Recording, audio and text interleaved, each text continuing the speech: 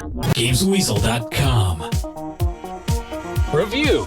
Here's a new concept. Take the parkour element of Assassin's Creed and make a first-person run-em-up set in a not-too-distant future where couriers now take important packages on foot over the rooftops, risking their necks in the process. You play as a girl called Faith, one of these flighty people who have a head for heights. At the beginning of the game, your policewoman's sister is set up for her dad's friend's murder. Sounds complicated, doesn't it? And so you embark on a mission to find out who did it and clear your sister's name. What this basically boils down to is you infiltrating a number of buildings via the rooftops, nicking something, then hightailing it out of there whilst lots of police called Blues chase after you. So how does this free-running mechanic work? Well, to look and turn you use the standard FPS controls of the analog sticks, then the L1 and L2 buttons on the PlayStation 3 joypad for high and low movements. Examples are jumping, vaulting and climbing, or sliding or dropping down. As you move about your urban climbing frame, red areas around the place indicate where you should be going, and if you get truly lost you can press the circle button and that literally points you in the right direction. Although the game is mainly about running away, you'll sometimes have to fight, so you can slow down time at the push of a button, or press the R2 button with any of the aforementioned buttons to do flying kicks, slide kicks or punch enemies. You can even press the triangle button at the right time to disarm someone and steal their firearm.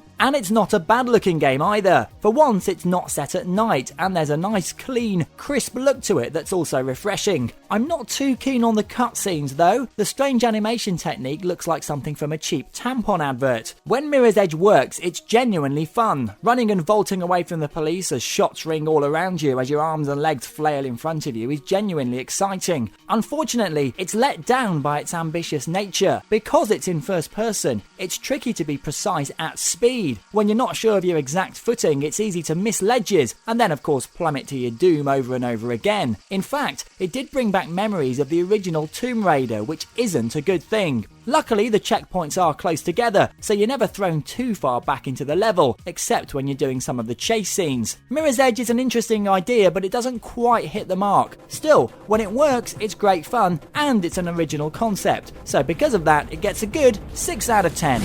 You've been watching a review from Games Weasel. If you want to get the show each week, which includes video game reviews, news, previews, competitions and special features, then head over to GamesWeasel.com for our video podcast, Games Weasel TV.